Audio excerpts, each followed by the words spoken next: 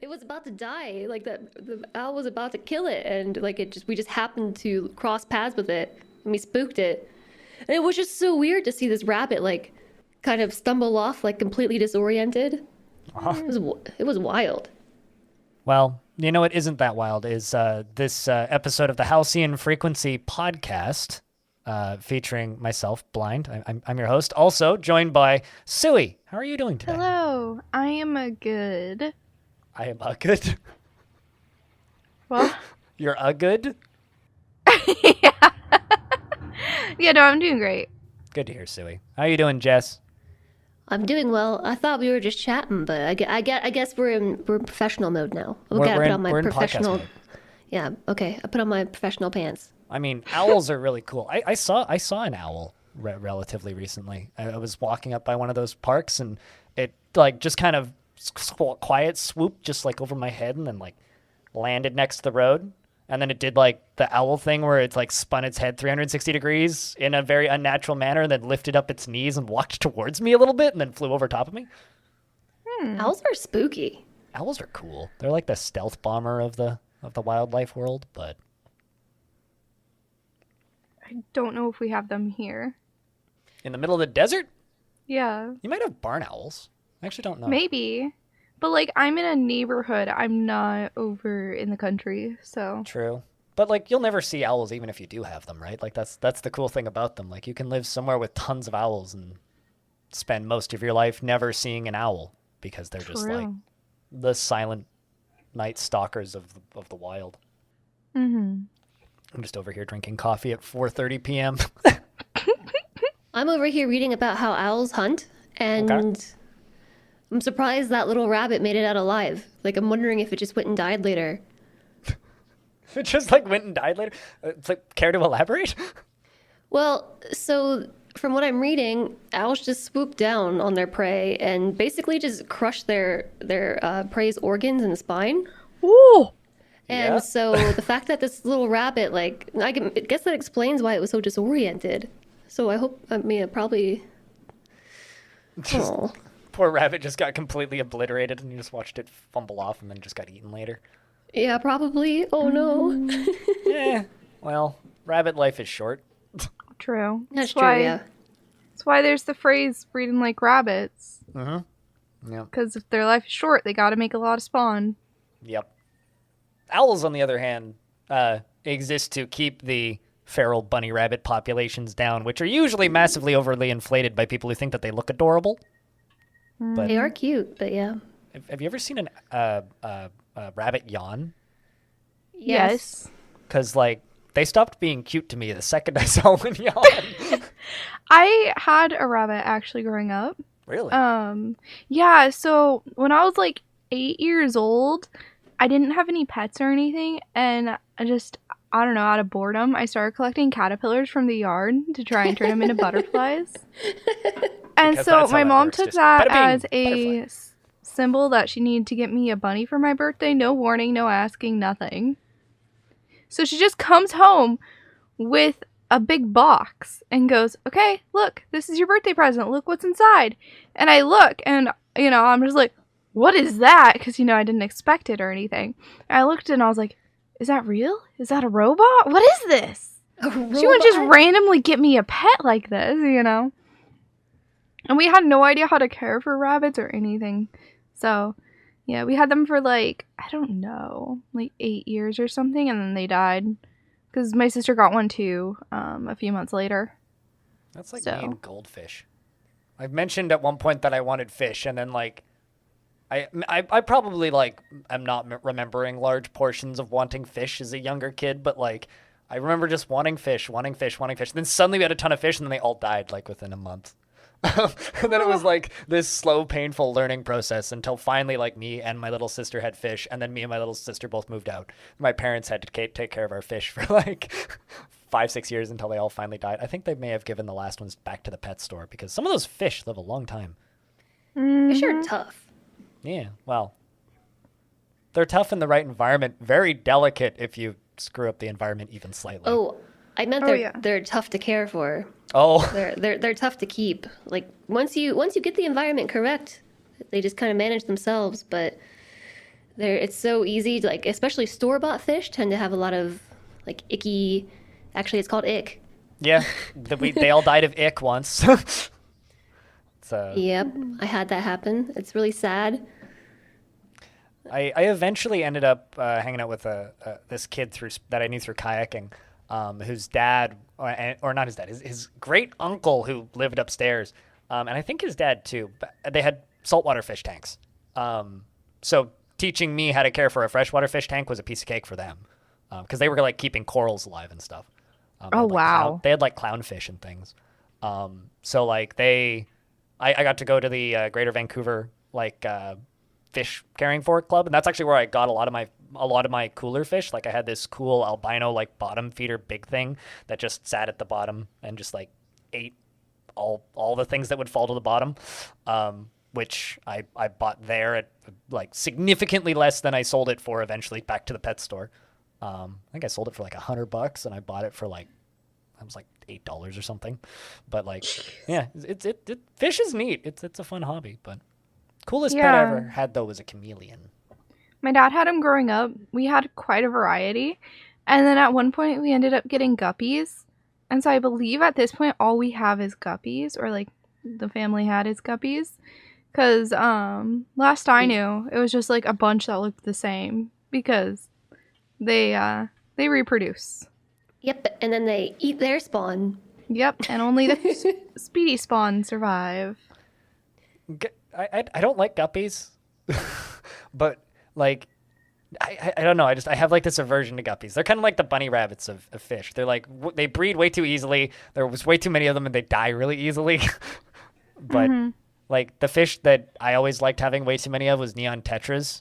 Just because all you needed to do was like point a laser pointer into the tank, or like put a cool light on it, and they just looked like a light show. Oh, with guppies, if you have guppies and you like wiggle your finger near the glass of the aquarium, they'll run over to it. Yeah. Fish are smart too. Like they recognize their owners and stuff. Like they know that you walking past tank mean food. But Yeah, I kept a number of fish in college, mainly because the science department had a bunch of fish, for experiments, and then they were just going to kill them all.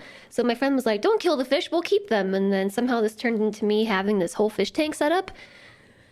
And then like we had a bunch of fish, and then they all got sick and stuff, and it just made me so sad that like I cured them, and then they got sick again, and like just the whole like emotional roller coaster of like nursing them back to health and then not, and like I couldn't do it anymore. But they were cool to have for a while. The like keeping the tank clean though is like serious work. It's harder than owning a dog. yeah, no, it's the most work you will ever put into having the coolest picture frame ever on your shelf. Yeah. That's my take on having fish. But the not most wrong. effort I ever had to put into a pet was I had a chameleon for a couple of years. And we got this chameleon for free from a family friend at the time who was a vet. And chameleons they're like frogs, right? They can shoot out their tongues to like grab insects. But they have a problem, which frogs also suffer from, but chameleons worse so, which is their tongue is delicate. And it's kind of like a one and done deal. So if the tongue gets damaged, they are unable to eat, and they will starve to death. Oh, And with chameleons, you should never keep them in a glass terrarium, because if a fly or a bug lands on the outside of the terrarium, they will shoot their tongue at the edge of the terrarium, break their tongue, and then die, basically. Which is what happened to this little guy. He was in a terrarium. He was a veiled chameleon, and he was kept in a glass terrarium, and he broke his tongue. So he could only put his tongue out about a centimeter, which means he could still eat if I like killed a cricket and put it in front of him, or broke its legs and put it in front of him. But outside of that, he was incapable of eating. And so I basically fed him through a combination. I gave him water through a tube, like a syringe. I would put the syringe in his mouth and give him little bits of water, and fed him by holding live crickets by the leg in front of his nose. And he would bite them. Managed to keep him alive for an extra couple of years, which was pretty good considering he was supposed to be put down. Eventually got an infection and died, but it was a good pet for a number of years. I'd I'm love to get another surprised to hear that they're They can break their tongues and then they can't survive. That seems like not the greatest survival strategy. Well, there's no glass in the wild, That's true. right? Like the proper terrariums for them are mesh. Like you can get like cloth mesh terrariums, which are like pop-up, which you can like hang from ceilings and stuff. That's what you're supposed to keep them in, but most that's people so just cool. put them into most people will just put them into a glass terrarium and generally have no problems, right? It's only an issue if a fly lands on the outside and they happen to shoot their tongue at it. Right? So generally, like, you don't need to be concerned, but people make mistakes. But like having a mesh terrarium hanging from your ceiling that has one of them in that sounds so cool.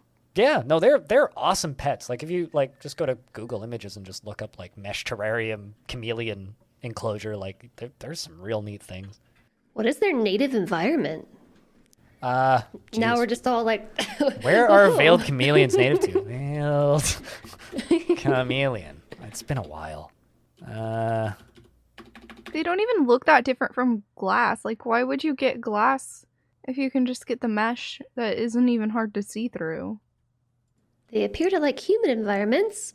They're So from probably southern Saudi Arabia and Yemen. Interesting. Yeah, that's I knew it was that region. I just didn't want to be wrong.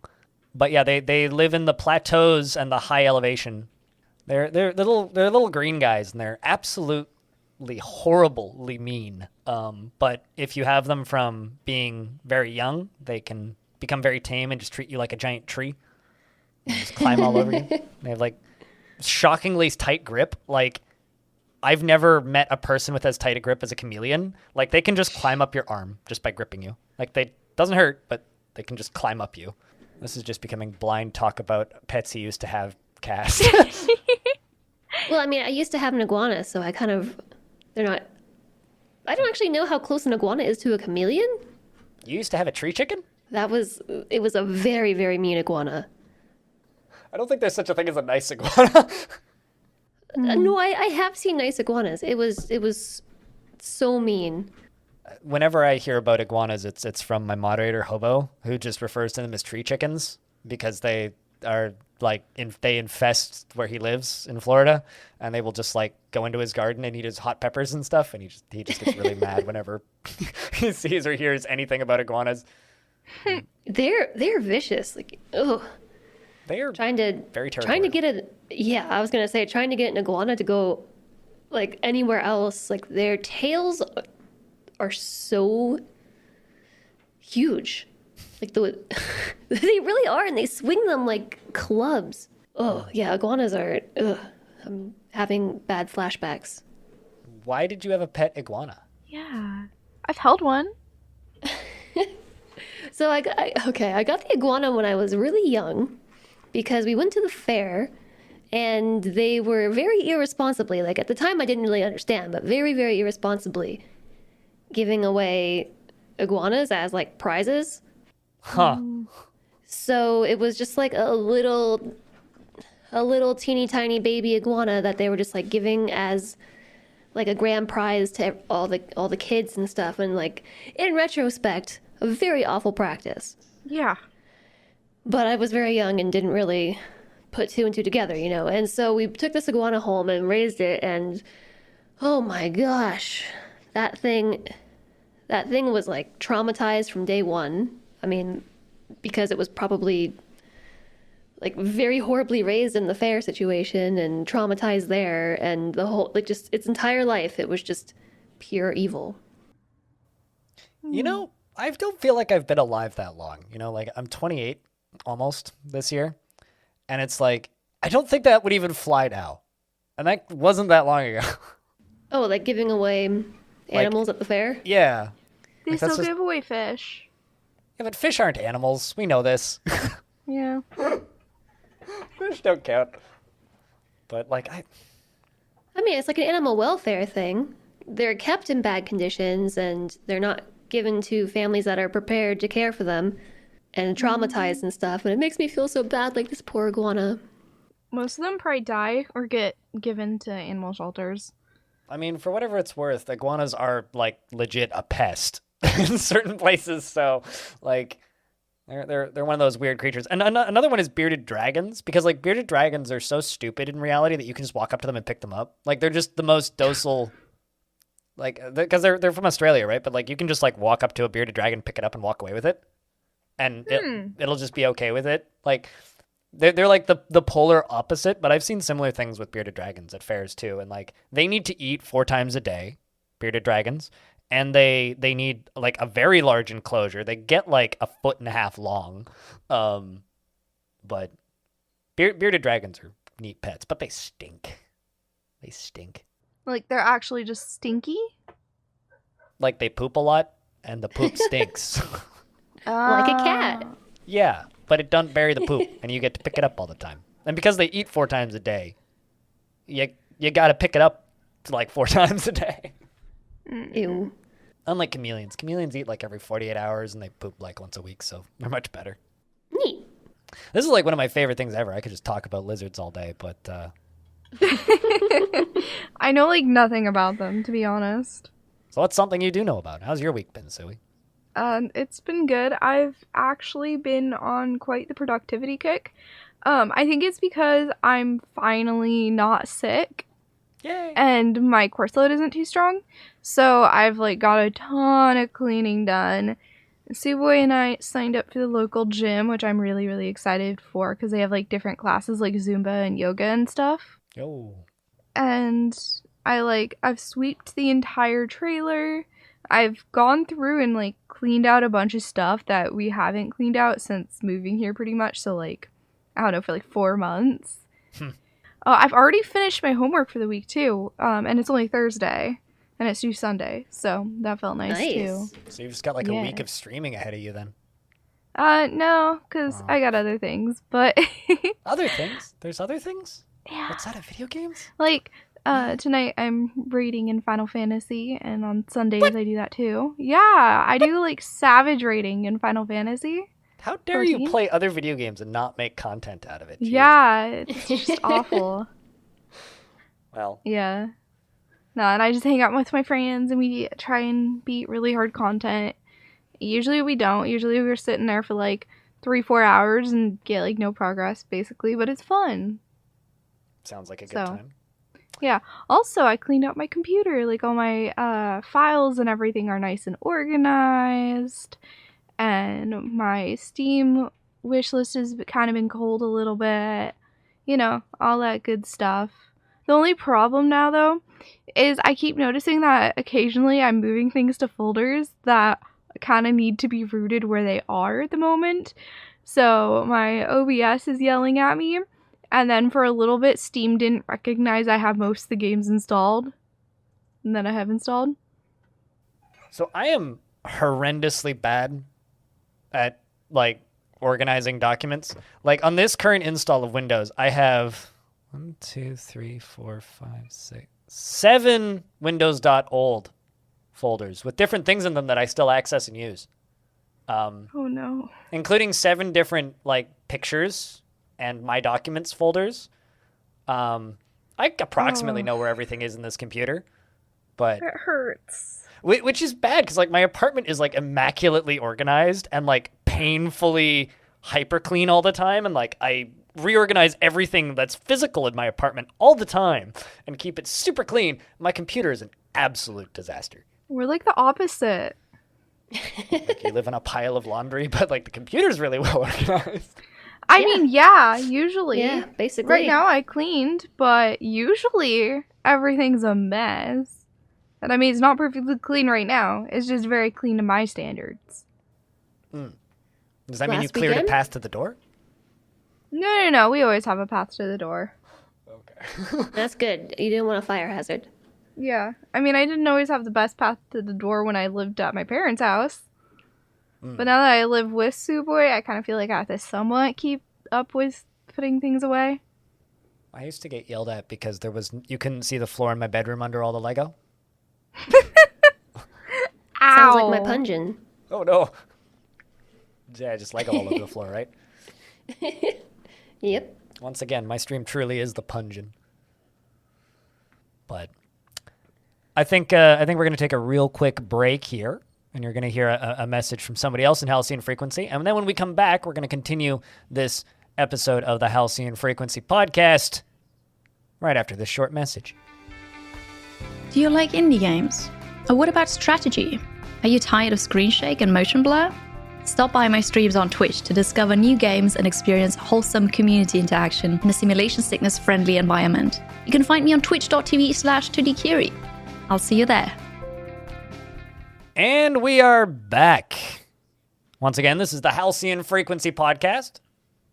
And Jess currently is live on the floor with a collection of tater tots. How are those? They're good. Yep. Yeah. I was actively chewing one. Here, I did the waiter thing where I was just like, and how's your day? Okay. But How's your food tasting? Yeah. mm-hmm. A thumbs up. Mouthful. But we got some video games to talk about. So I think that it's best that Sui start, mostly because the second one we have on this little listy here requires Jess to not have tater tots in her mouth. So, Sui. I mean, okay, but mine also has Jess in it. No, true. That's true. I didn't notice that until just now. They all have Jess in them. Crikey. Well, you start. Okay. So, I finished this Song of the Evertree like a couple days ago. And Yep. it was so good. And I'm so sad it finished. Like, I don't know, I wish there was a little more to it, but, that's a good thing. You want to end a game wishing there was a little more rather than feeling like it overstayed its welcome, Oh, absolutely. So I've started Strange Horticulture since then, and I've been really enjoying it. I guess I'm probably like 3/4 of the way through it, but I don't actually know. This is just like a blind guess, But I really like the aesthetic, and it has a lot of puzzles, but the thing I like about it is it gives hints, but it does it in a way where eventually it will tell you the solution, but it will just slowly get you closer. So if there's like something you missed, like at one point there was a piece of paper on a desk somewhere, and I just didn't see this piece of paper. So I'm like trying to figure out how I'm gonna do a thing, and I just can't figure it out. So eventually I press the hint button. It's like, hey, have you looked on this desk? I think I left it there. And so I look, and I'm like, oh, hey, So I have a question about Strange Horticulture, because this is one of those games that I haven't played. I've seen a couple of screenshots, and the screenshots kind of just look like a desk with plants all over it.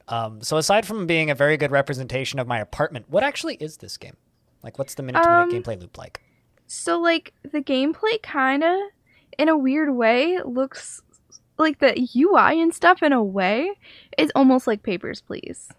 So you have your desk and you have like different documents and stuff you're looking at and going through. It's not the same because it's like really chill and it's a puzzle game and you just kind of slowly go through it. But the actual UI and workspace does remind me a lot of Papers, Please. I haven't played that. You should. Papers, Please is very good. How have you not played it? What? All right. Well, add it to the Jess's list. to-do list. Yeah, that's a classic. Okay. If I had $1 for every time someone told me that, I could buy all the games. I could buy all the classics. Papers, Please is one of those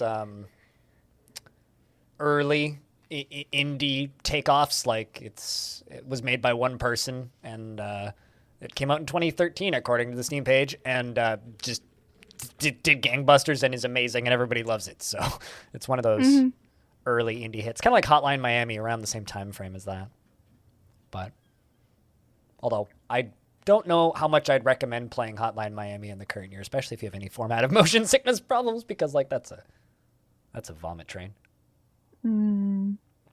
Intentionally so, even. But anyway, Strange Horticulture.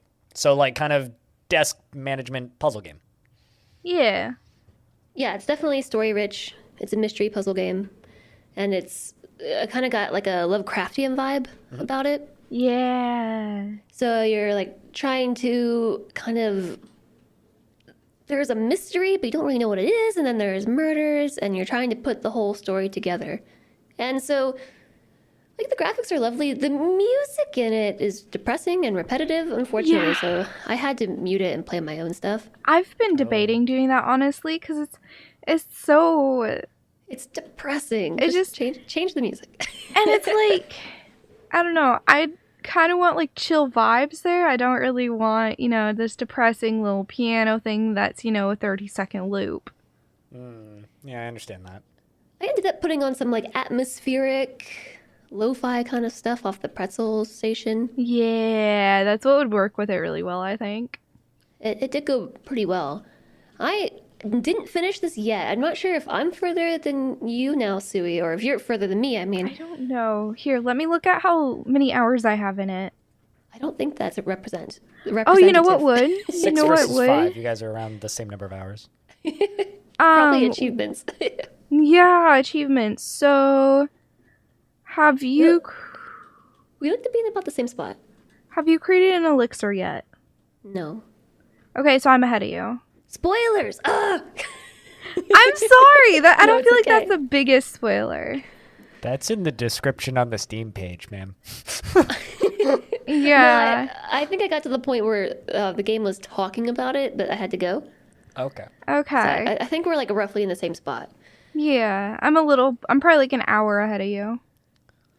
This is I, actually something that I might play because I like the theme. I kind of had no idea that it existed until you guys were playing it the other day. So this is a neat discovery for me, I guess. Yeah, I mean, it's not hard. I would give the puzzles like a 3 out of 10 difficulty. I don't like difficult puzzles though, so I'm happy. Yeah, that was fine with me too. Like they're not gonna break your brain, but they were in depth enough that I was able to like talk with chat about it and like just try things, and chat was able to like big brain everything, so it's not that bad. Yeah. I like difficult puzzle games. Like I like hard puzzle games. Like I like a game that's gonna make my brain fall out of my ear, which chat hates because then like I start playing a game and then chat just yells at me and then it's just like a battle between me and the chat as to who can tolerate the other one longer. Well, then you might not like this one then, because it's not really, it's got puzzles, but I think the focus is much more on the like shop simulator / mystery. Well, I mean, I'm down for a good mystery and I like plants, and I like puzzles. So they don't need to be super difficult, but I don't mind a difficult puzzle, I guess is what I'm trying to say. But You might not like the plant identification guide. If you are familiar with IRL plant identification guides, this one is sorely lacking and very infuriating, so just... Oh, I think that's on purpose though, to make it puzzly. But it's annoying because sometimes, like, I don't know, sometimes you look at the pictures, sometimes you don't. Sometimes it'll give like, oh, it smells like this. And sometimes it won't. It's so all over the place in the info it gives. are they real plants Yeah. that you're messing with, or are these like made up? I think they're made up. They're most certainly made up. In the universe or the world that we're in, like, I'm trying to remember. It's been a minute since I played. Like these plants are used as like part of like, not magic per se, but Basically magic. I'd What'd you call say? it magic. yeah, you call it magic. Yeah. Interesting. Well, I'll need to give it a bit of a look-see, Oh. I think. I know how to explain it. It's like alchemy. It's like, magical alchemy more than like yeah. magic itself. Yeah, there we go. Potion makers. Yeah. I'm going into battle and I need your finest potions. Or strongest potions? Can't wait for Potion Craft. I It, can't it wait does for Potion Craft update. it does kind of look like a Oh. potion craft derivative to a degree, but What's the potion game that I'm like super hyped for? Hold on, I now need to figure this out. I don't know. Is it Potion Craft? No. Are you sure? Potion Potion Craft's pretty Permit, hype. I think. Potion Potion permit? Potion Is Permit. that the one? Potion. No. That's not the one I'm thinking of. What do you say it is, Suboy? Potionomics. Is that the one with the red haired girl? Let's see. I just looked up potion on Steam. So I got Potion Craft, Potion Permit, Potion Tycoon, Potion Explosion, Potion Party. Potion Pause. Oh yeah, Potionomics. It doesn't even have a Steam page yet. Potion Comic-Con? Potion Potionomics. Pipeline? No, this is potion commotion. What? Oh, is that what that word said? Yeah, potion Okay. commotion, which actually that's a really catchy name. There's a Potion Factorio commotion. alike game that it is a potion game. Lots of spaghetti. All right, well, This game looks ridiculous. Potion commotion. that is a good name. So, well, that was Strange Horticulture, which is available on a Steam store near you. Now I want to. Who should start Vampire Survivors? Me or you, Jess? Okay, I think we have very different opinions on this game. Yeah. It's okay though. I'm not going to be mean. I don't know. Maybe you should start because I feel like you can speak to this a little bit better, like having much more experience with this category of game. All right, so I 100%ed this game, and I think it's absolutely terrible, and I don't think you should buy it. That's my take. But I have a reason for why I think it's absolutely terrible and why you shouldn't buy it. Vampire Survivors is $3 cannon fodder that was probably made in 30 hours. Allegedly, it runs in Chrome. I don't know if that's true, so it could run in a web browser. Very simple game. It's an auto-firing arcade game. That's what I'd call it. Other people are trying to call it like a run-based game. It's really not. It's an arcade game, like a score attack arcade game where you have a character and all your attacks auto-fire, similar to many mobile games that already do this. And your character auto-fires, and the sprites are practically ripped out of Castlevania, but not quite. Same with all of the items, which are also ripped out of Castlevania, but not quite. All of the enemies are very close derivatives from Castlevania. So it's essentially like a $3 Castlevania fan game, arcade game, wave defense style, or fighting against waves of enemies. Your character auto-fires as you pick up the little crystals, which are definitely also out of Castlevania. From the ground, your character levels up, and as you level up, you get to choose new abilities, which add on to your cooldown timers in the background. These can be weapons or cooldowns. Now, my problem with this game isn't that it's just a clone of a very common game on mobile. It's not that it's a cheap game. My problem with this game is the progression system. Because the way the progression system works is it's based on drops and getting specific combinations of items. And the game limits the number of items you can have at a time. There is one way, if you have two specific passives in one of the two levels, to break this. However, you can only have, I think it's 6 weapons and 6 passives. Now that means you only have 6 opportunities to get the correct items needed to get specific evolutions to unlock new stuff. Now, the problem with this is it doesn't scale. Every time they add more items to the game, this problem is going to get worse because you need to get a specific combination of items for them to evolve to get the progression to be able to unlock more items. And I was so frustrated by the end of it because I did 5 runs in a row trying to unlock a specific item, and I just didn't get the drop for both items throughout the entire run. And yes, it's cheap.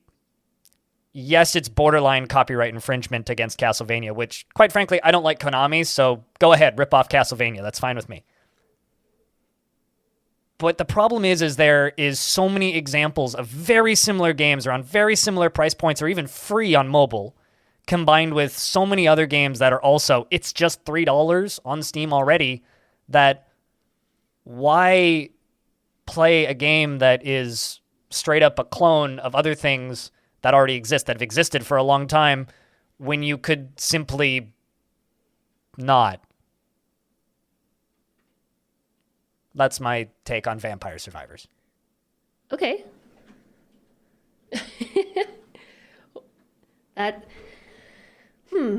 So, I guess my take is coming from a different perspective in that I've not played anything like it really before. Like, it's just kind of an entirely new category for me. Like, I couldn't even classify it. It's just a wave-based arcade game. There's billions of those. Well, I haven't played stuff like that. So, this was kind of my first dive into something like this, and I actually found it really fun. I thought the mechanics were simple and accessible. The graphics were simple, but kind of what's the word I'm looking for? Reminiscent of like older consoles. It's And straight the up gameplay Castlevania sprite stuff. I've not played that either. And it's a fairly simple gameplay loop. And what I do appreciate is it doesn't require the player to min-max to win. Like, yeah, you have to get your certain combinations of items to get the achievements, but you don't need those certain combos of items to win. And you technically, if I want to mince words, I guess, you do get more than 6 tries to get your items. You get a try every time you level, but if you're going for achievements, yes, I feel the pain. That's the thing, though, is because you can only have 6 weapons and 6 passives at a time, right? Yep. So you do only get 6 tries. Because you get 3 items, and if you max out your luck, you can get 4 per level, or every time you try to level. And if the game just doesn't pull the item that you need for the unlock, then you're SOL. Which is extremely frustrating and scales terribly. Like I listed off many while I was streaming it. I had listed off many ways how they could fix this. They could implement a shopkeeper that prioritizes items that you may need for unlocks. They could add in several different mechanics that could make that better. But right now they don't have a roadmap, and it's a game that wasn't intended to suddenly sell a bajillion copies, which sold a bajillion copies because its first impression is really strong. I liked it for the first 2 hours. And at that point you could argue I've already got my money's worth for $3. But I would argue by that point it felt like time wasted instead of time well spent. And it just kind of, for lack of a better term, is a waste of store shelf space. I mean, I'm not going to say that like people shouldn't get paid for their work, but I think that there are games that deserve that level of promotion more. It is nice to play games that are extremely accessible, but like there are other extremely accessible games. Like just as an example to throw one out, Islanders is almost the same price currently on sale because of the lunar sale that's going on right now. That's a little town builder. Significantly more competent game. Doesn't suffer from these problems. I wish it was a better designed thing. It's just, it feels like many Game Jam games I've played in the past that take assets from other things. So I've kind of said my piece on it, but that's my take on Vampire Survivors. Well, I think for the price, it was definitely worth it for me. I haven't had as much fun playing a game in a long time. Like feeling compelled to like go back to my computer and stay up way past my bedtime and just like one more run, just for the past like few nights now. That's fantastic.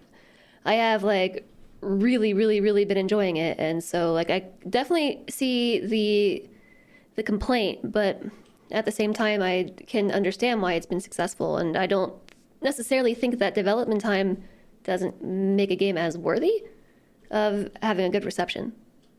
It's a good gameplay loop with decent mechanics all smushed together, and it's a good formula.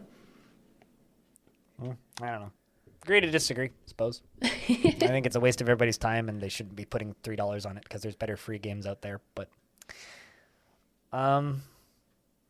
next thing, I don't know. Do we want to keep talking about Vampire Survivor? Because we've got this thing here that's just Vampire Survivors versus Magic Survival, and I haven't I've barely looked at Magic Survival. So what is this exactly? That was just something I just put a tear atop my mouth. But oh no, that was something I noted down because Solentre was digging through Reddit forums about Vampire Survivors and found a link to this game, Magic Survival, which is on Android only. I thought it was very interesting because it looks just like Vampire Survivors. So as you were saying, ripped assets and free-to-play games, I'm not really sure about how the leveling works or the character system, but just looking at it, it looks just like it. Yeah, I mean, I would actually, I'm gonna just be kind of blunt when I say I think that like looking at these screenshots and looking at the gameplay of Magic Survival. This looks like a better game to me. Yeah, it's free to play on Android. I mean, for one thing, it's got a unique art style, and it isn't. Well, I don't want to like accuse Vampire Survival of ripping assets because I don't think they are. But they are definitely cloning assets. It's like it's inspired by to the point where it just looks like fan art to me, if that makes sense.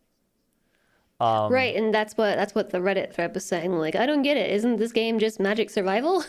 Yeah, but And like so flipping through the screenshots, they do look eerily similar. but that's also just like the way of mobile releases. I mean, to me, I did kind of say I was done like ripping on this game, but to me, this game it just got caught up in the YouTubers who play 30 minutes of a game, release a video, it gets hundreds of thousands of views, and then they play another game and they never think about that game again. It got caught up in that without name dropping anybody. And if you go look up this game right now, there's a lot of videos with a lot of views. And I don't think it deserves that. It's not a bad game, and like if you want to play it, that's fine, but it has a lot of really bad decisions that I don't think will scale, and you'll probably not feel ripped off for $3, but I do. So, yeah. Well, the good news is that, I mean, games can evolve, and so changes might happen. Maybe they'll test it and find it doesn't work. I hope it does, but good feedback, So- positive feedback, overwhelmingly positive feedback rarely equals improvements. And that game's got extremely positive feedback. So, I don't know. But, you were saying? I just don't necessarily think that you can judge a game for planned content because that can always change. And I know that there are situations where, like, yes, sure you can, but until it's in your hands, you can't If you completely judge it. if you are selling a product, I can judge it as is. That's how I've always operated, and that's how I always will operate. There are some examples where if something is extremely unique, like Dwarf Fortress, for example. Dwarf Fortress has a lot of things that I could criticize it for that normal games I would criticize. But because it's so unique and there's nothing else that does what that game does, I withhold those criticisms to a degree. But with something like this, it's a clone of a mobile game. I can criticize it all I want. Sure. So, but also looking at the list here, you got a couple other games. Do we want to touch in with something else, or? Yeah, no, I just listed all the games I played in the last 2 weeks, but I'm pretty sure after you talked about Expeditions last week. Do you have an update for that, or is it still enjoying? Still enjoying. I went back and played Unpacking after our first session recording it. I just finally broke down and tried it, and it was great. Totally worth it. Lovely game. Yeah, absolutely. Completely worth it. And then today I played Cuphead, and I still haven't beat it. The last boss is so hard. Are you on the final stretch now then for Cuphead? Yeah, Oy I vey. am. It's really difficult. How far into that game are like hour count wise?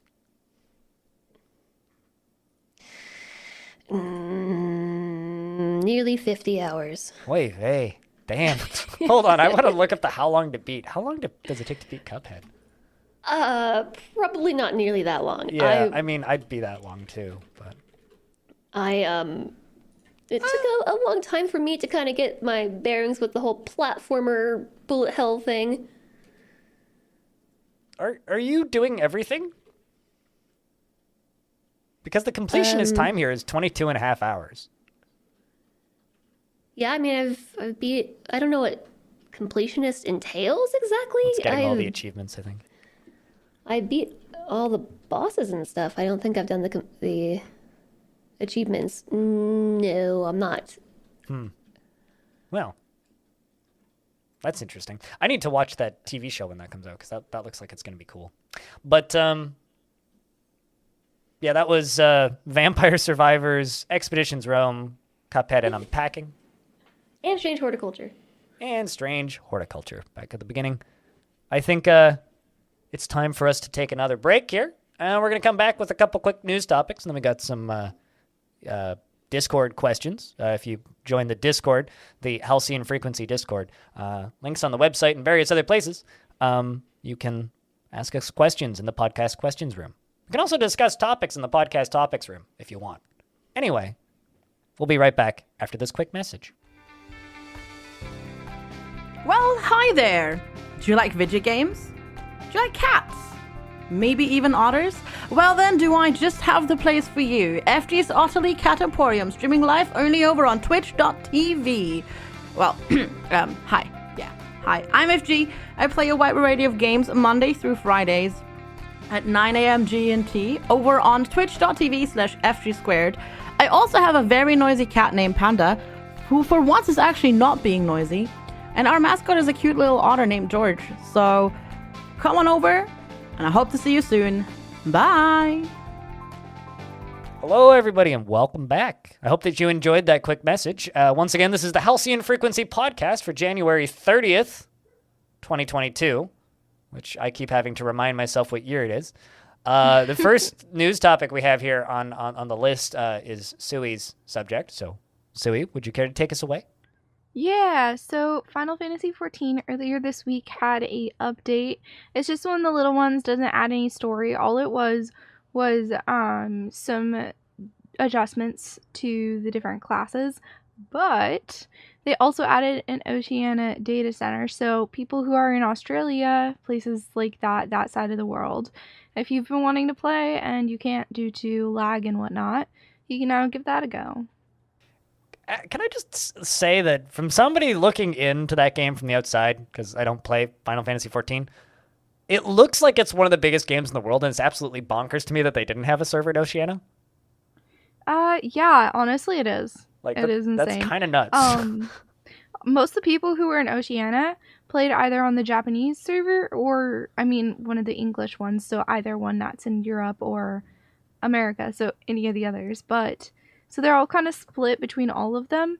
A lot of them went Japanese, but the problem is, none of them speak Japanese. I believe there's a couple places in that server where it's mostly English speakers, and then there's other ones that aren't. And yeah. Man, that's crazy. Well, is the game currently for sale, or is it still off sale? I believe it went back up for sale. I'll have to double check. It is. Okay. It is back up for sale now. People can also do world transfers again. When this episode comes out, they'll be able to though, for sure. That's good to hear. I'm just kind of flabbergasted that they didn't have an Oceania server. But next little piece of news we got here is this Steam handheld portable computer tablet thingamajigger is launching February 25th and shipping on the 28th. So that's kind of cool. Also, they are drastically upgrading the way Steam Cloud Saves work. So currently they're kind of finicky, but they are trying to tweak cloud saving so that you will be able to just pick up and go and keep playing on the same save that you were playing on your PC, which I think is about damn time, frankly, because Steam's existed with cloud saves for how long? So if you are looking to get one of these, you might want to get it on your wish list for I think $5 right now. So put a hold on one. Really curious to see how that ends up turning out. Did either of you order one, or is it just Kiri who got one? I want one, but I just don't have the money, full-time student. Yeah. Yeah. When it first was announced, we were kind of in the same boat, and I don't know if Slentre ever ended up reserving one, but I want one now.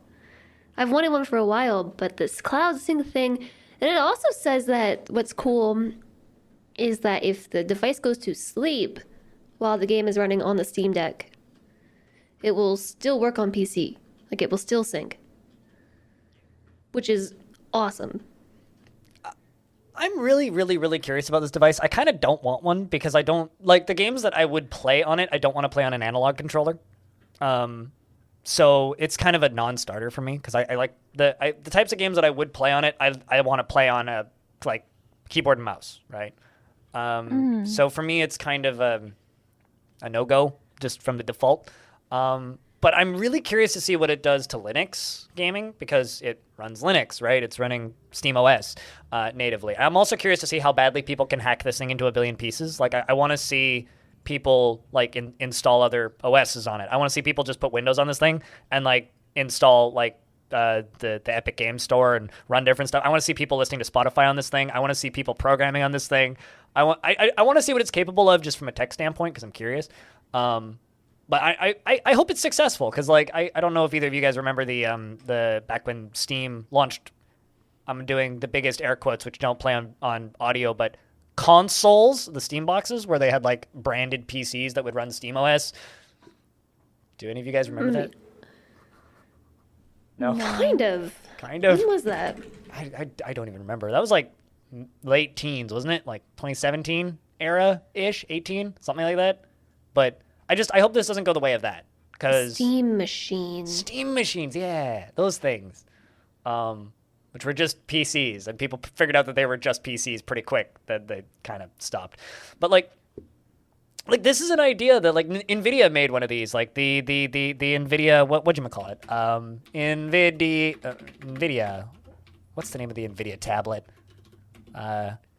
Actually, just look up NVIDIA Switch, and I think I'll find it.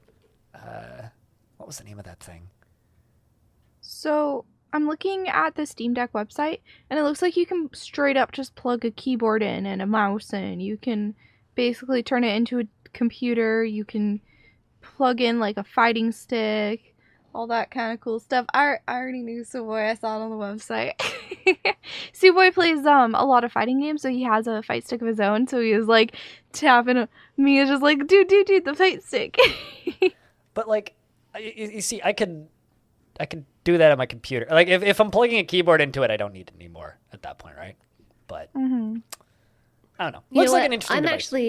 I'm actually really excited because I am the kind of person who's like, I really want to play this game, but I don't want to sit at my desk.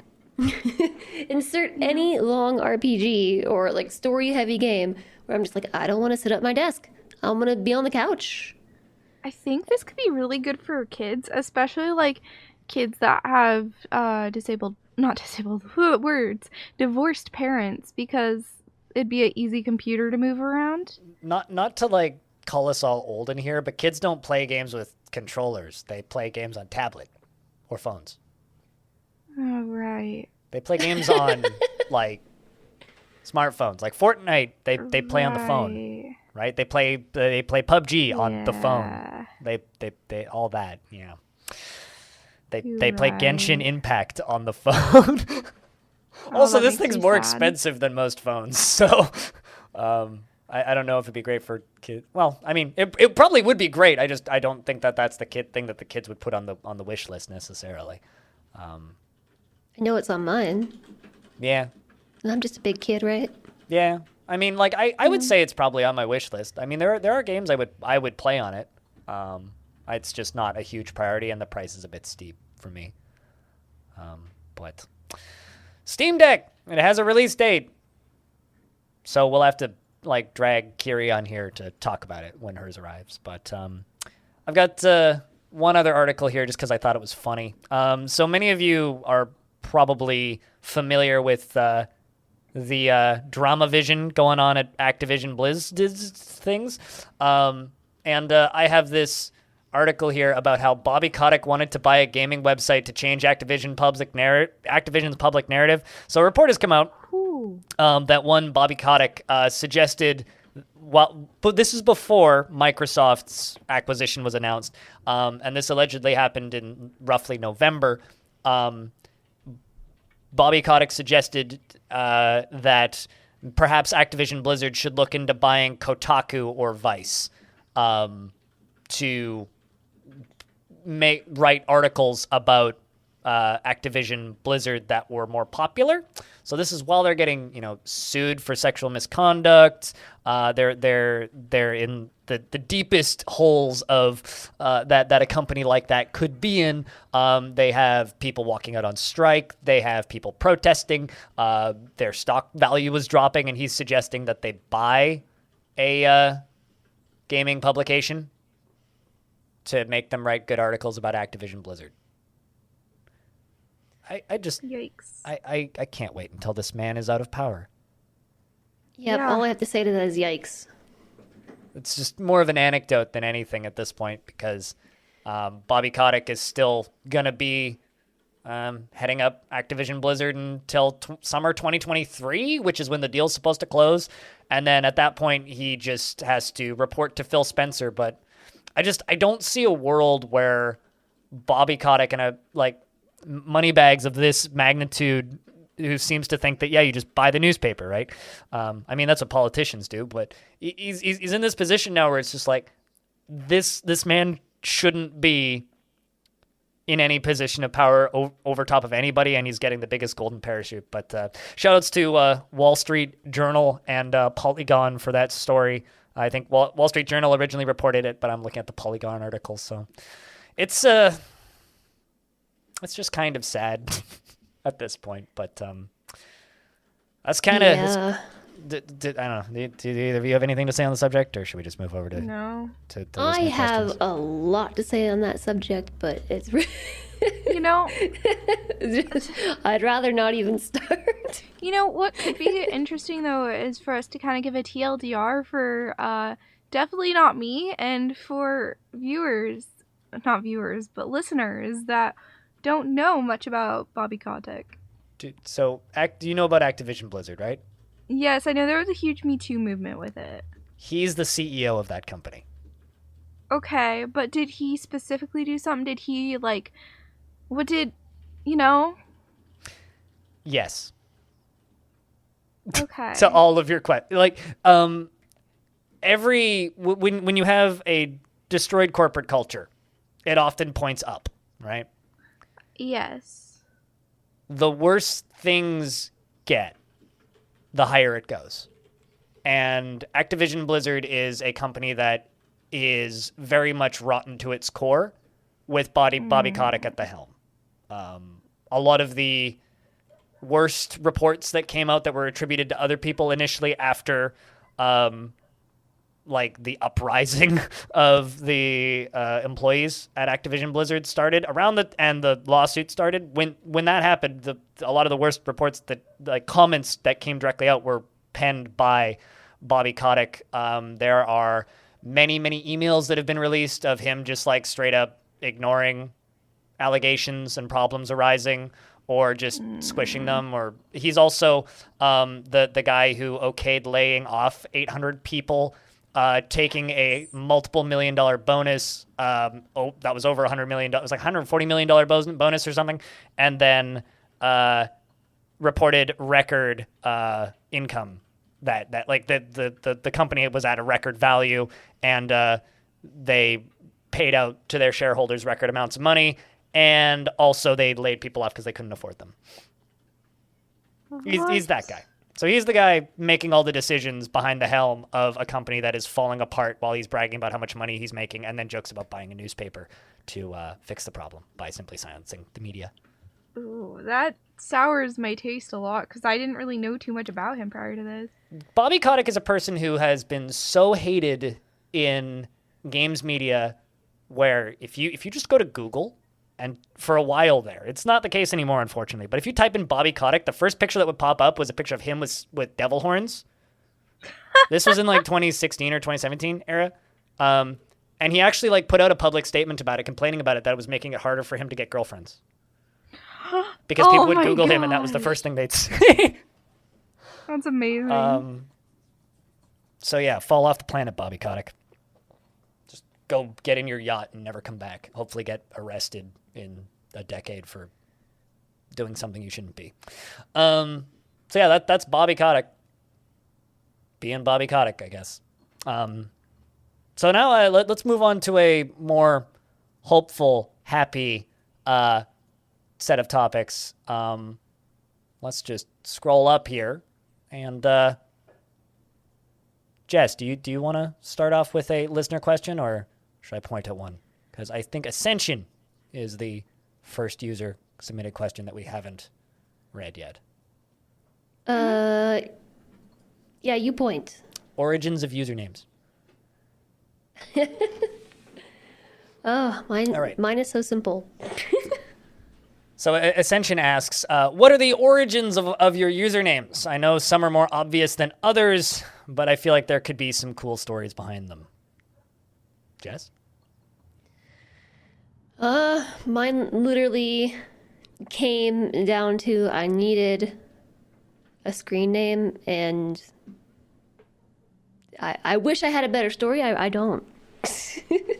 I needed a screen name, and it just was kind of what I went with at the time, and I just have never really changed it because I don't know. I've thought that maybe I should rebrand to something quote unquote more professional, but I don't know. Gosh, rebranding is scary. It's There's just more to his question. it's just me. The question also says, have you ever changed your username? What did it used to be? Yeah, but I don't know Well, if I I want can't to answer that one. one. So I mean, Sui, do you want to do this one, and then I'll take it last? Sure. So my username, okay, so my first username I had was, okay, I've gone through a lot of usernames, first off. So as a young kid, my username was an animal I liked, and then my initials. I'm not going to say anything beyond that. Then when I came up with my first proper online name that I had for a while, it was my favorite name at the time, and then it was The Singer, which is just so dorky, and I eventually ended up hating it, but I was just really into trying to sing when I was younger. I'm terrible at it, but I thought I was so cool and stuff, so I did that. And then for a while after that, when I finally went, oh, this is cringe, my username was Gamer, and then my first name. And then that got a lot of toxicity online, believe it or not, having Gamer and then a female name. It harnesses a lot of toxicity. Mm-hmm. So, because that was super toxic, a little bit before I started streaming, a few months prior to streaming, I kind of was just sitting there, and I was like, I don't like my username. People are toxic. I don't like it. And so I just kind of sat there for, I don't know, a couple months trying to think of a new name. And I was like, you know what? I like the way Sui sounds. And so then I got out a notepad and just wrote down all the ways I thought it could be spelled. And I just aesthetically liked the way I spell it. That's way too much thought for a username, thanks. I couldn't think that hard. Olive. So history of username. Jeez. The first username I remember making for anything was Lego Cello Boy. I wasn't even 10, I don't think. That was a name that I had in an IRC chat for a bit, and I think I had a Yahoo account associated with that for a brief period of time. That account might still exist somewhere on some server. So that was the original, and I played a MUD for a bit under that name. I can't even remember what it was, but text-based MMO. Then I made a RuneScape account, which I championed the two favorite things in life, which was Star Wars and Satan. So I was an edgy little kid who really liked Iron Maiden and Metallica. So I was obviously R2D2 666 for a good couple of years there. Eventually I changed it to something else, which I don't actually want to out because every now and again I do play RuneScape, and please don't bomb that account. Then I moved over to first-person shooters and some MOBAs. And I had varying names on different games for a while. Then I turned into a bit of a weeb. And during that period of time, I would try it because I really liked Death Note for a number of years. So You had a weeb face? Yeah, I dated a cosplayer for 10 years. Yeah, I had a weeb phase. Yeah. I'm still in it. No, it's far gone. But let's see. So I had Inuyasha with a lot of numbers on a couple things. I was I really like Death Note. So for a while there on the free-to-play shooter Crossfire, I was a capital L with 3 spaces afterwards, which was I was very proud of that. And then my friends in the same group that we were in changed their name to A-M-E, and an E, so we were lame, which was fun. That was good times. So I was a capital L for a bit. Then I was variations on that. Then it was like 2 cool words plus a lot of hyphens and brackets for a couple of years. I think at one point I was like high up with like a lot of X's and brackets and things. Very like nonsensical things. Like I couldn't even remember like far light at one point for a bit. Yeah, I don't even know. I had so many usernames in that era. And then I needed to make a League of Legends account for the beta of League of Legends in 2010, I think, which was the first iteration of Blind IRL, because I didn't see well, and that was commonly known amongst my friends that I didn't see well, so everybody called me blind anyway. So I just kind of went with blind in real life as self-deprecating humor at the time, and it just kind of stuck. So that's my username. I think I'll ask this question to other people as they come on the podcast over the next little bit, because this is one that we can kind of pass around over the next couple of weeks. So I think we can return to it. But that's... Yeah, I wish I had a better username story. I'm surprised that you can remember how many usernames you've had, because I'm over here like, I know I had more than this one, but what are they all? Oh, I remembered another one I used to have. The actual first one I came up with was Webkins. It's kind of aging me a bit. Yeah, I was like, what, 5? And so at that age, I was like, all right, I want to be everyone's best friend. So my username is going to be best friend. And then it had some numbers after it. Kids are cute.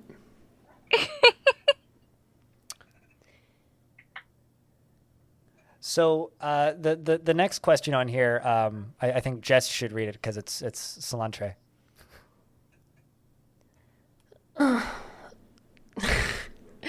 Okay.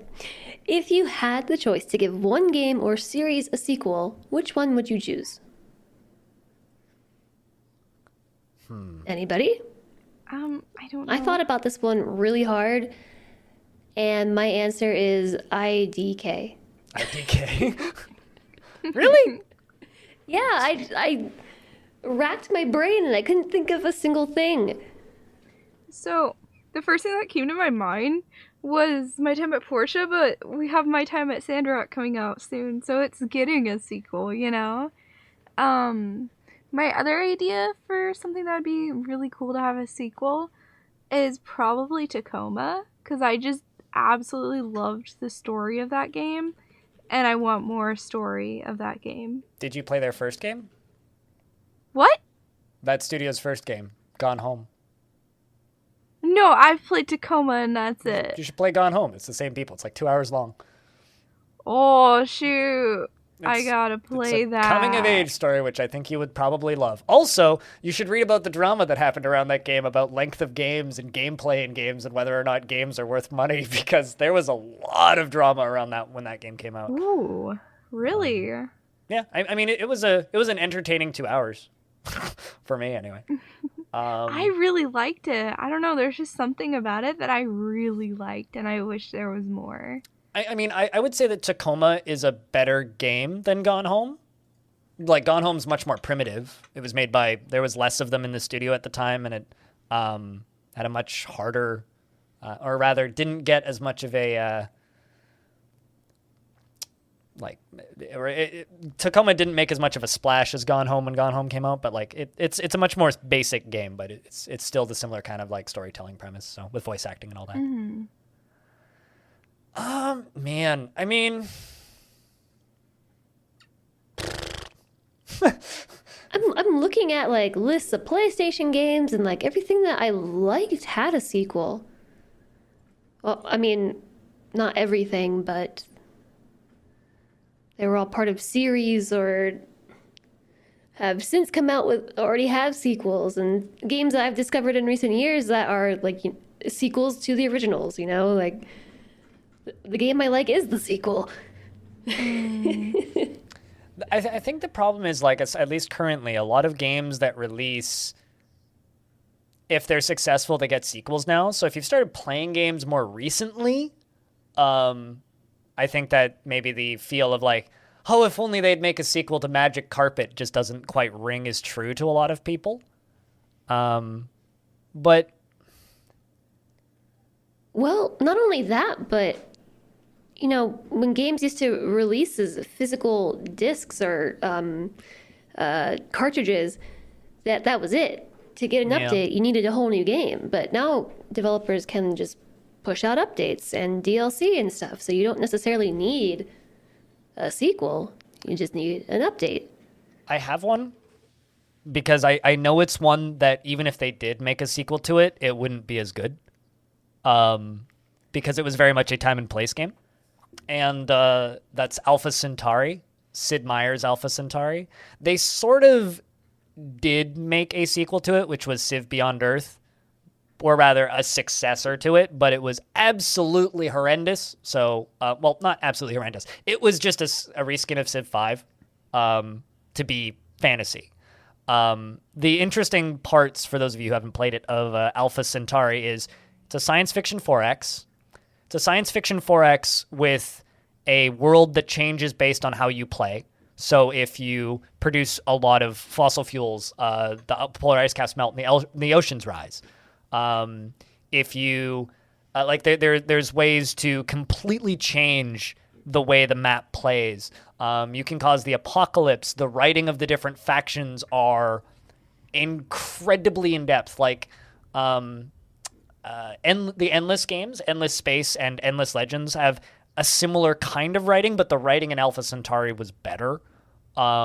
It had incredibly in-depth characters and lore and intrigue that made sense.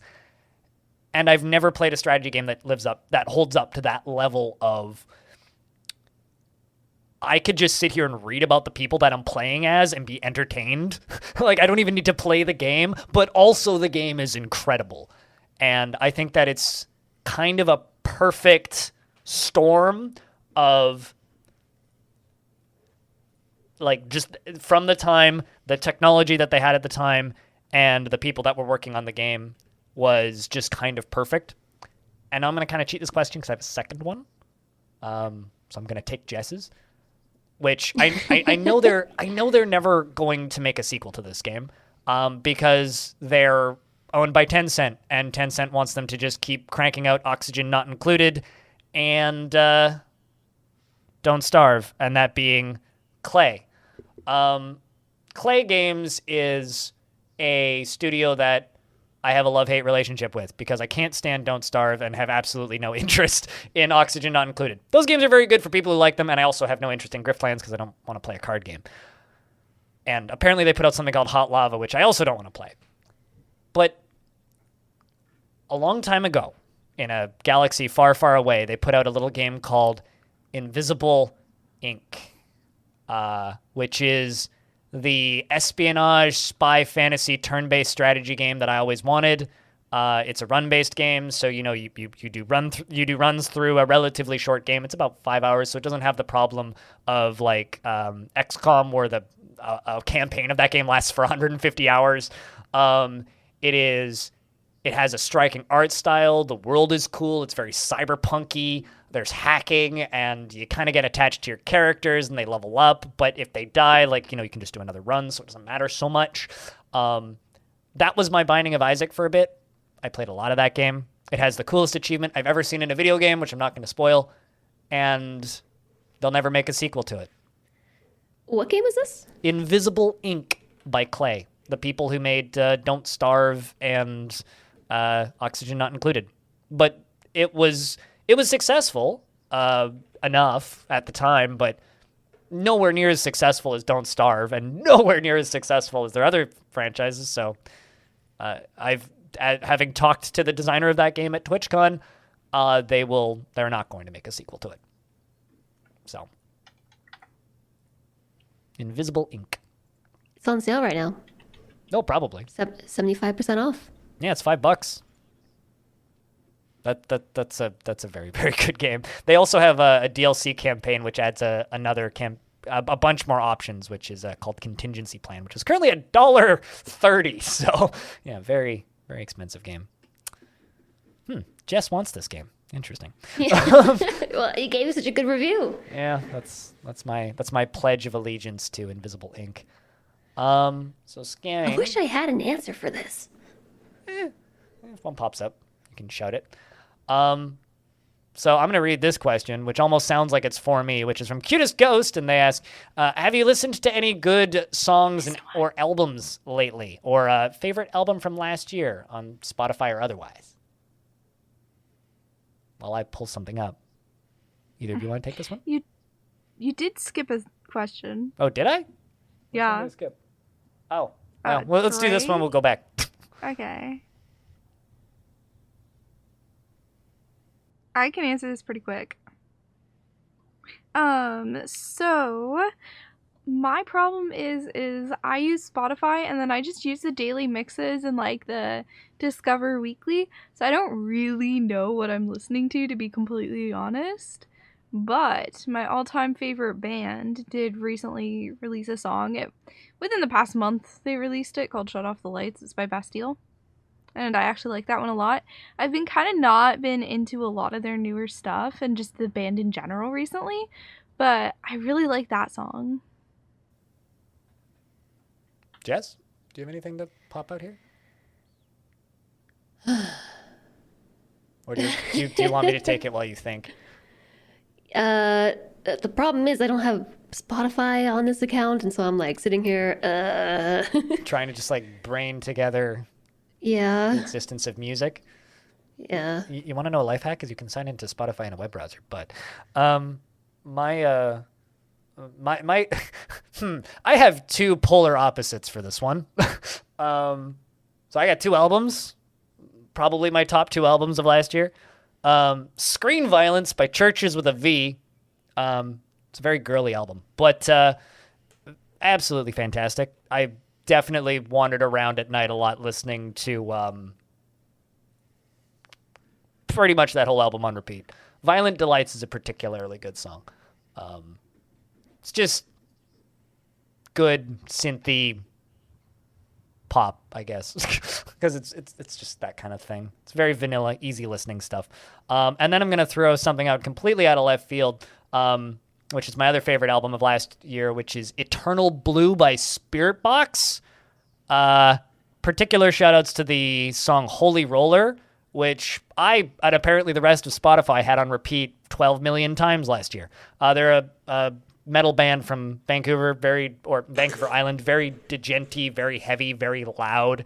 Their lead singer is really pretty, and she screams real loud. So yeah, very much like Eternal Blue by Spiritbox. Fantastic album. So I did enjoy listening to Churches. I have listened to this album. I think I've listened to some songs on it. I really enjoy them. I would agree. They're very synthy. They're very poppy. good depression music. Yeah, I enjoy. Them and MXMS are probably my favorite depression musics. Well, also like all of the synth pop stuff that kind of came out of the what's it called? I don't know. Kind of the indie pop scene. I like the indie pop scene. That's my scene. Yeah, then you never have heard of any of the people I bring up, and you're just like, indie pop? You mean like biggest record label bands that call themselves indie that aren't actually indie, like Devolver Digital, who's traded on the public market? Anyway, let's Jess, could you take this one that's above the one that I just asked that I skipped? I didn't answer this question myself. Oh, okay. Then Although I don't really have an answer, and then I'm the worst. I don't necessarily have like a specific album. Basically, I have moods really, and like I listen to music for mood, And so I tend to really enjoy. I do like a lot of indie music. I like synthwave and like different types of synthwave, and I also like a lot of. I know people are surprised when I talk about it, but I do like post-hardcore and screamo/emo/insert. Really? Yes. How have I known you this long and not known that you like post-hardcore? What? I know Yeah, that about so- you. So, a lot of people are surprised for some reason. I recently, I know I've talked to you in like a voice call about how I discovered Dance Gavin Dance and was like obsessed.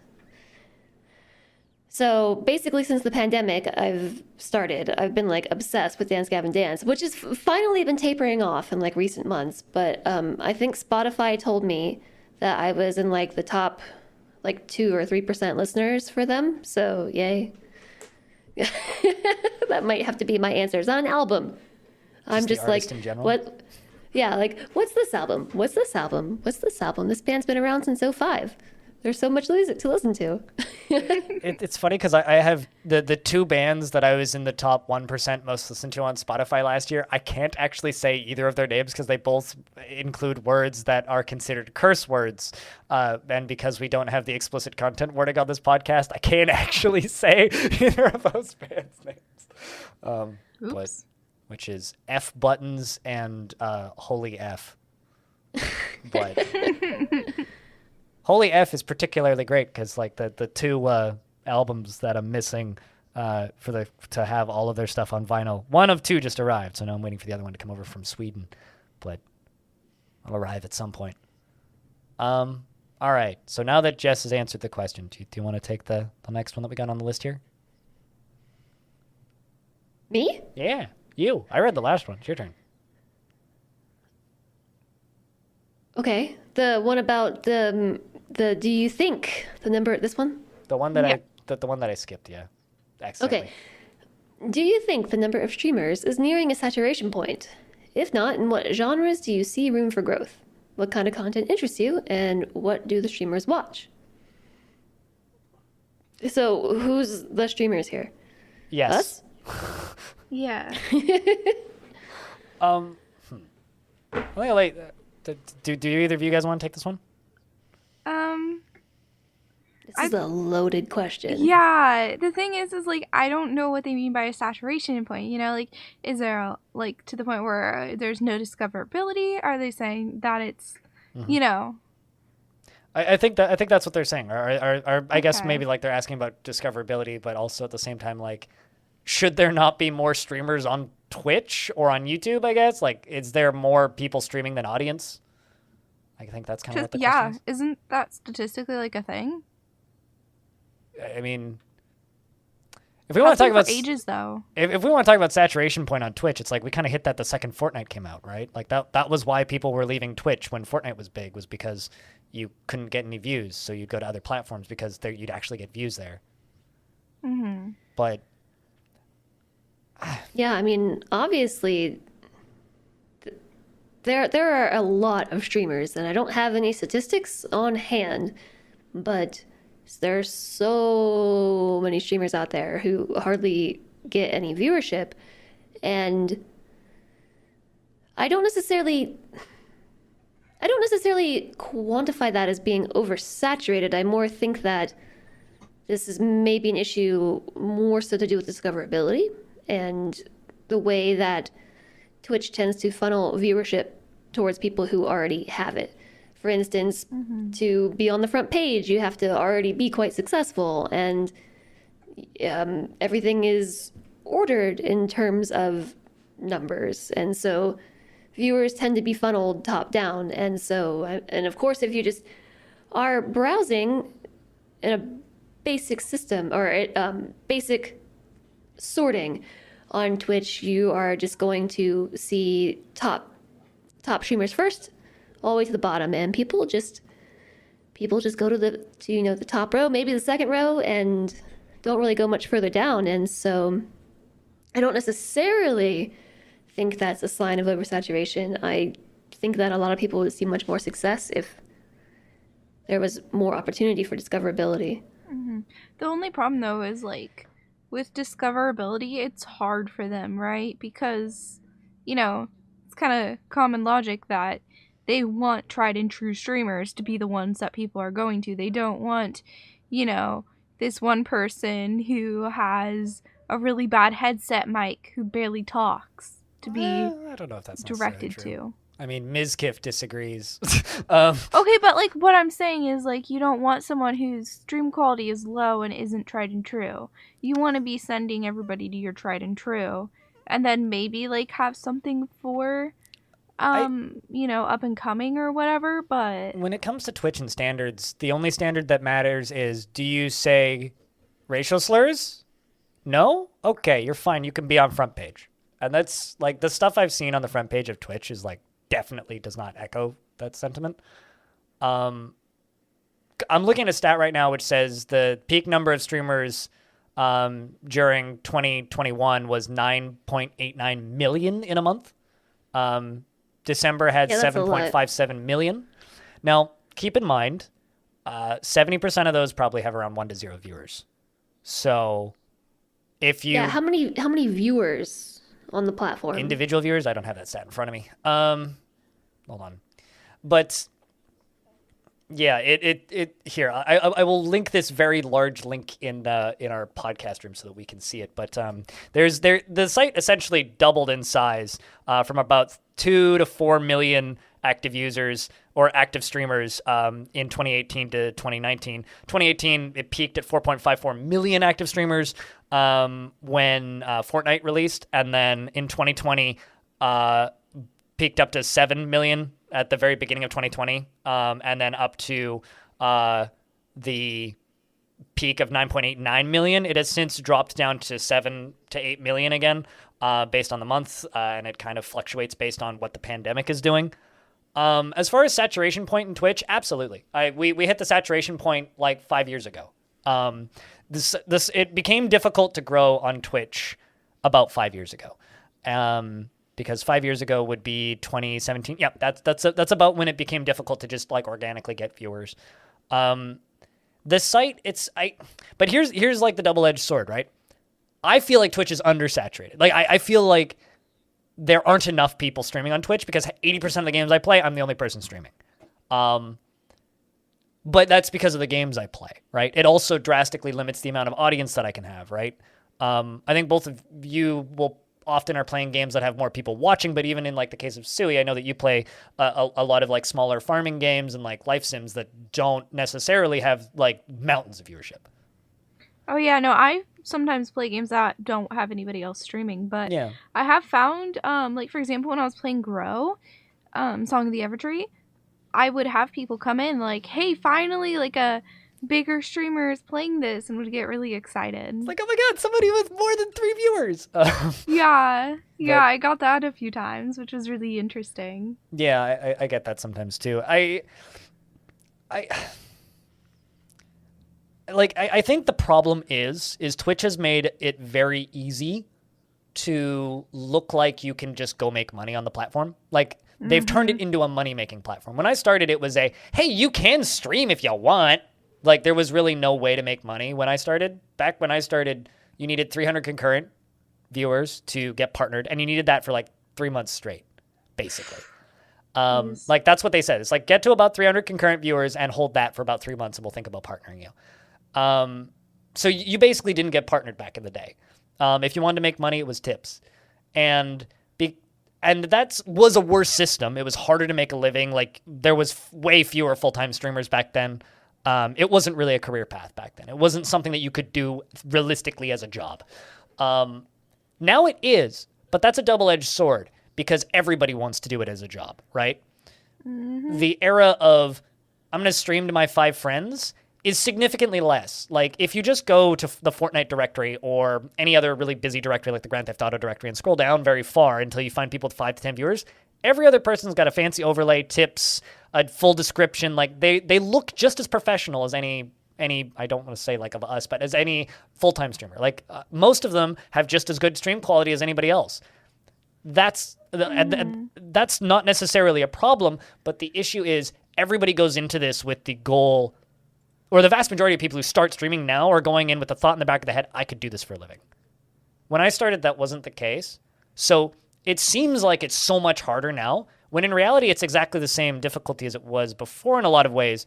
You find a community of people that you jive with, you hang out with them and you talk in their chats, and you become a member of their community, and communities support each other. And that's the way Twitch has always been. Back in the day, if you wanted to grow, you made friends. Now, if you want to grow, you make friends. Twitch's algorithms suck, and the recommendations algorithms are terrible and weighted towards people who are making money already. Like, one of the best ways to actually get new viewers is get a hype train, because Twitch puts you on the hype train section of the front page. But like, at the same time, the vast majority of the growth in traffic I've gotten on my channel over the past few years is from people I've met, other streamers who also have people watching. And that's the way to grow on Twitch. It's always been the way to grow on Twitch. And if the directory or game that you're playing is too saturated on Twitch, it's going to be too saturated on YouTube, it's going to be too saturated on any other platform, move to a new category. Find something that works. Find something that you enjoy that isn't as popular. And the audience won't show up naturally. You'll have to do work to make them show up, but you can make almost anything work on Twitch now, which I think is actually a benefit. There is so much on Twitch. Certain directories are super oversaturated to the point where I think it's actually easier to grow as a more niche streamer now, which wasn't as possible a couple of years ago. So Yeah, and so that's kind of what I was getting at, where I said it's not necessarily oversaturated. Like, if you're trying to stream whatever the big game is nowadays, Overwatch, I think PUBG is still big for some reason, or I'm just going to go look at the most popular directories on Twitch. Go on. Trying to pull a game out of my head, and this is the top viewed categories right now. Just chatting, League of Legends, Valorant, Grand Theft Auto 5, Pokemon Legends, Apex Legends, Fortnite. People are very uncreative with game names. Call of Duty Warzone, Garena Free Fire, World of Warcraft, FIFA, slots, which makes me want to throw up, Minecraft, Halo Infinite, sports. I love that there's just a generic sports directory. Dead by Daylight, Escape from Tarkov, music. You know, like... Okay, yeah, so PUBG's still on this list. Yeah, somewhere. Yeah. You just have to scroll down a little bit. If you are in any of these categories, it's oversaturated. Mm-hmm. Like without a doubt, yes. But you mentioned a while back about being a niche streamer, and there are hardly ever enough streamers in those categories, and that is exactly where I do feel like I would like to see more growth. To come back around to the question, what genres do you see room for growth? These niche categories, because I find myself wanting to play so many little things, and I'm like, I can't grow playing that, and I don't play these things because I know it's not going to work. Yeah, I like I said, it's a double-edged sword, kind of being super niche. But like, you can have like smaller mainstays. Like, I'm just scrolling down right now, like a game like My Summer Car. You know, currently there's 1,100 people playing that game, and the fourth highest viewed stream has 30 viewers, 30 concurrents. It's like, you could absolutely jump into that and see a little bit of growth if you play it consistently. Or even something like, I don't know, Suey and Stream Raiders, you know, or like scrolling down a little further, Warhammer Total War has like 1,000 people watching right now. Like that's another category I could argue you could see some growth in if you tried. Like there's ways of growing on Twitch that I require more creativity, I think. Oh yeah, absolutely. But I think that the site's big categories being oversaturated is a strength and not a weakness. During the various, like, everybody's leaving Twitch to go to X platform escapades that have happened over the years, every single time I look at it and go, yeah, but I can't play Dwarf Fortress and get new viewers every day there. But I know that if I play Dwarf Fortress on Twitch, I still get a couple, like, it's not huge, but I get a couple followers a day off of that. Just organically finding Dwarf Fortress, searching for it. DLive doesn't even have a Dwarf Fortress directory. Like, you can't stream that game on there. You have to go in their demos section. So I I don't think that the oversaturation is a problem. But there's a second half of this question here, which is what genres do we see room for growth? And there's a third part, but Kind of already covered that. kind of, yeah. Yeah, I would like to see more growth in niche categories to be able to sort of lean into this variety focus that I have a bit heavier without having to be worried about my too. viewership. At the same time, content on Twitch is very, I guess I would say, or the hotness on Twitch is always very ephemeral. So people are always moving to the next big thing. And so that makes it really hard to foster growth in some of these categories because people come to Twitch just like, hey, this game just came out. What's it about? I'm going to go to Twitch and see. And then the sale's over, people are over it. And that game isn't going to be for you to grow anymore. Yeah. Like I it's really hard to answer that question specifically because I don't think there is an answer. Like Yep. what category and genre has the room for growth? Yes. Yes. I mean, is Fortnite going to get bigger? Can it? Like, is League of Legends going to get bigger? I mean, it's already pretty big. Can Grand Theft Auto make more money? Probably. They just need to put another they just need to put another way of gambling your money in there. But I mean, this is a loaded question because I don't know if this is a person who's trying to get into streaming who's just asking us for free advice, or if this is somebody who's just genuinely curious about the marketplace. I think for us, us as a team, like Halcyon Frequency as a team, the biggest room for growth in general is probably just niche variety that we're already doing. There's a reason we play the games that we play. I play my hyper-specific niche games with the hope that when the Steam version of DF launches, or the premium version of Dwarf Fortress launches, my YouTube channel will take off in a way that it'll support my Twitch channel in the weird niche games where I'm the only person playing. So a lot of the games that I play, I don't expect to get any growth from them. Me too. Probably a bad person to ask about that even. Yeah, I've stopped caring. Honestly, I'm just playing what I feel like at this point. Yeah. Because I don't need that stress in my life. You also have us backing you, so you have a bit of an unfair advantage there too. True. So I do like the last part of their question though. do you want to read that out again? To remind Yeah, it everybody? says, what kind of content interests you? What do streamers watch? And I think that's interesting because I actually don't watch most streams very much. I watch mostly like Netflix, YouTube, and anime. That new Ozark I season is real good. Go on. The only streamers I really watch are my friends. So like I'll watch, members of Halcyon Frequency and a few of my other friends that play indie games as well. I like chill streams so I can do work while I'm doing them, watching them.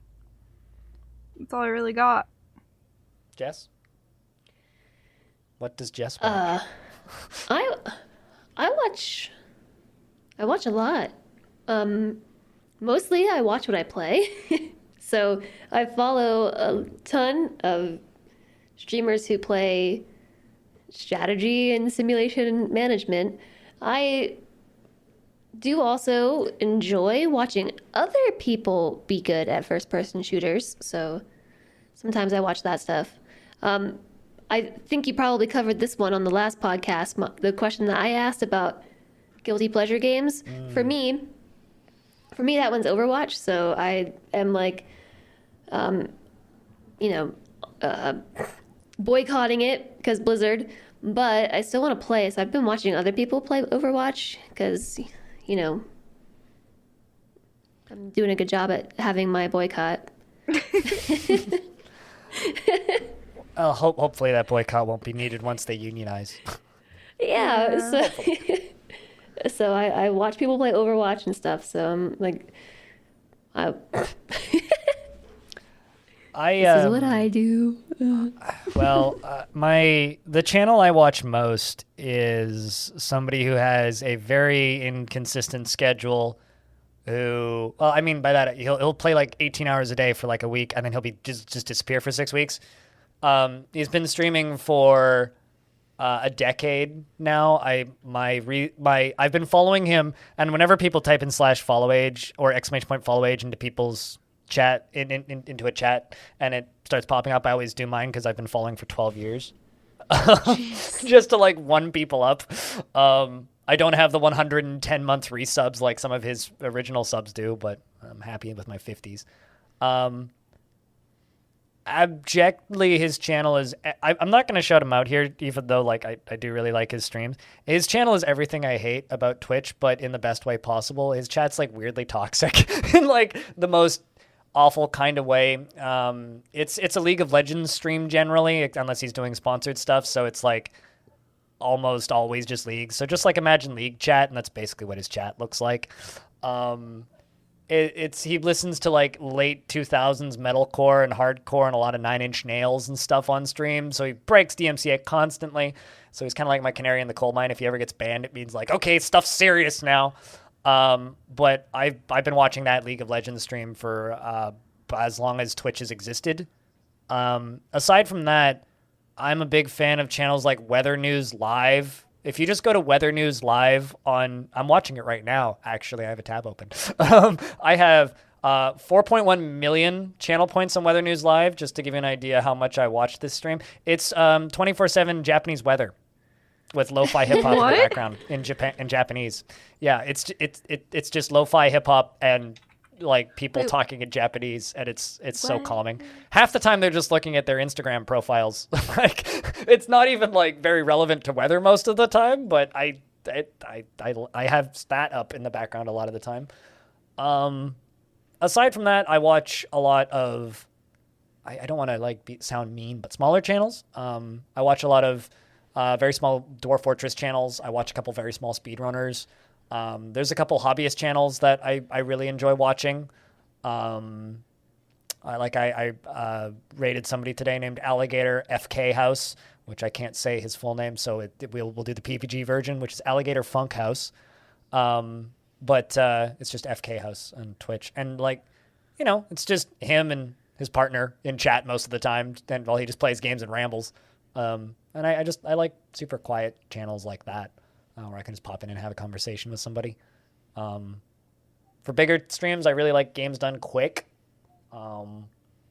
T-Pain's stream is entertaining sometimes. But I think the majority of the content I consume these days is actually kind of podcasts. Like I love Nextlander, Giant Bomb. I like the Completely Unnecessary podcast. Everything that Waypoint Vice does. Cox and Crendor. Chilluminati, that kind of stuff. So I watch gaming content, but it's not the primary for me, at least on Twitch. The streams I like are just because I want to hang out with the streamer generally. So that's my answer to that question. Are we finished with that one at this point? Mm-hmm. The what do we watch? All right, then let's finish this up with the most important question on here. So this comes from, I think it's just random. I've never seen them on the server before. The Arch Plays Stuff, I think, is how you pronounce that. And they have a very concerning question, which is, why does Sui be so bad? My answer to that is, I don't know, why is Arch so bad? Like, he's so much worse. Seriously. All right. We're waiting for Arch's response. We'll have that next time you're on the show. But till then, I think that's pretty much it for this podcast. We were worried about running time, and now I'm looking at this, and we've been recording for an hour and 52 minutes. So, hey. Yeah, it's all that talk about owls and iguanas and chameleons.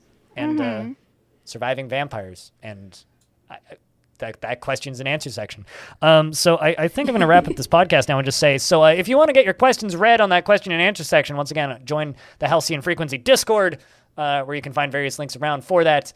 Especially on the website, halcyonfrequency.com, and that will give you the links to the Discord. You can ask us questions. They don't have to be related to video games. They can be about basically anything within reason. And my name is Blind, and you can find me at twitch.tv/BLINDIRL. Sui, where can people find you? They can find me at twitch.tv/Sui, Twitter Sui at Sui Streams, and YouTube is Sui as well. And Jess? You can find me at twitch.tv/whoa, I guess WOAHH, this is the proper spelling, _, Jess, JESS. And you can also find me around inconsistently without the underscore. So there's another Whoa Jess out there who is holding on to my coveted name. Making me inconsistent. I mean, consistency is inconsistency if you look at it backwards. So that doesn't make any sense. But just like many other things that don't make any sense, you should go leave this podcast a review on iTunes about how blind makes no sense.